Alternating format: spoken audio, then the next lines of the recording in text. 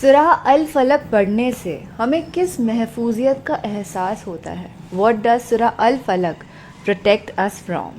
हे hi hello namaste ji, सत श्री अकाल, अस्सलामु अलैकुम। मैं निधि शर्मा इंडिया से, और जैसा कि आप जानते हैं कि इस्लाम में मैं बहुत ज़्यादा दिलचस्पी रखती हूँ और हाफिज़ कुरान होने की इच्छा रखती हूँ। अल्हम्दुलिल्लाह, इंशाअल्लाह मेरी ये जो दुआ है खुद के लिए वो एक दिन ज़रूर कबूल होगी। पर कुरान शरीफ जब आप पढ़ते हैं तो इतना आप ज़रूर समझ जाते हैं कि ये किताब छोटी तो नहीं है और आसान भी नहीं है। You have to put in effort to read it, but once you read it you get the ultimate wisdom. फज्र, ज़ुहर, अस्र, मगरिब और ईशा, ये 5 वक्त की नमाज होती है। हर मुसलमान जानता है, जो मुसलमान नमाजी होता है ना उसको तो दिल से सलाम। और मैं पर्सनली बता दूं कि मैं अभी नमाज तो नहीं पढ़ती हूँ, पर हाँ इन वीडियोस के तहत बहुत सारा सीखा है मैंने। सूरह अस्र की इतनी इंपॉर्टेंस जान ली है कि पढ़ने को दिल करता है। आयतुल कुर्सी की जहाँ तक बात है, अमेजिंग।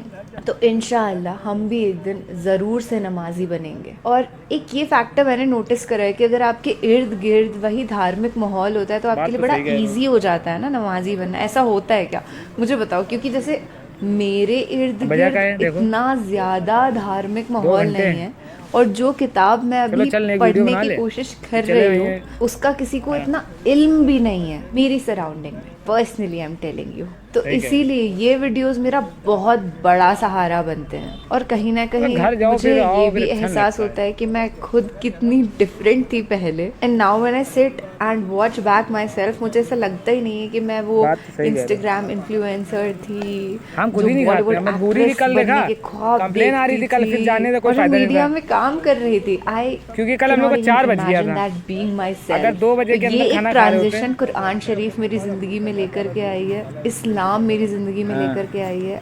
अल्लाह ने मुझे इस सुख से नवाजा है। एक बार सूरह अल फलक का महत्व जान लेते हैं, उसके बाद तफसील से प्यार भरी मोहब्बत नुमा गुफ्तगू हम करने वाले हैं। I just get to talkative क्योंकि ऐसा होता है ना, सामने खाना खाते तो दिल के जज्बात बयां करने की इच्छा करती है। And now I have to stop.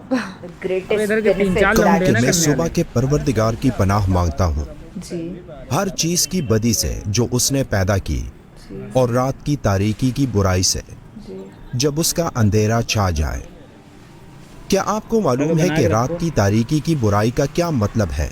अल्लाह ने हजरत मोहम्मद सल्लल्लाहु अलैहि वसल्लम को रात की तारीकी की बुराई से खुद को महफूज रखने का हुक्म क्यों दिया? और रात की ये तारीकी असल में क्या है? और क्यों ये सूरत अल्लाह की पसंदीदा सूरत कहलाती है? तारीकी की ऐसी बुराई जिससे बचने के लिए अल्लाह ने हजरत मोहम्मद सल्लल्लाहु अलैहि वसल्लम को फलक यानी सुबह के रब की पनाह मांगने का हुक्म दिया। तो इसका क्या मतलब हुआ? तारीकी की ये बुराई असल में है क्या? जब आपको ये मालूम होगा तो यकीनन आप हैरान रह जाओगे, क्योंकि इस सूरत में फरमाया गया है कि मैं सुबह की रोशनी के रब की पनाह मांगता हूँ उस तारीकी की बुराई से जब वो फैल जाए, और गिरहों में फूंकने वालियों के शर से, और हसद करने वालों के शर से जब वो हसद करे। That was amazing.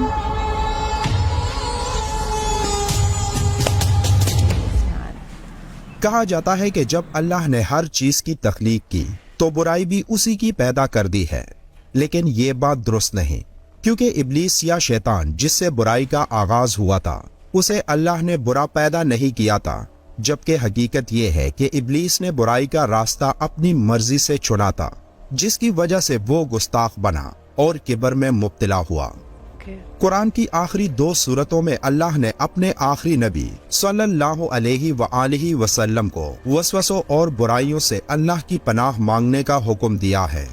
सूरह फलक में सुबह के रब की पनाह लेने का हुक्म है, जबकि सूरह अन्नास में लोगों के रब की पनाह में आने का हुक्म है। सूरह अन्नास में अल्लाह अपनी बड़ाई बयान करता है और सिर्फ एक चीज से अल्लाह की पनाह में आने का हुक्म है, और वो है शैतानी वसवसे। जबकि सूरह अल फलक में अल्लाह ने कई बुराइयों से अल्लाह की पनाह मांगने का हुक्म किया है। अरबी में फलक का मतलब किसी चीज को पाड़ के निकालना या कोई चीज पाड़ के निकल आए। यहाँ मुराद रात की तारीकी को पाड़ कर सुबह का उजाला निकलता है, जैसे एक बीज दरमियान में से पट जाती है और उससे एक पौधा निकलता है। देखिए कई अरबी लोग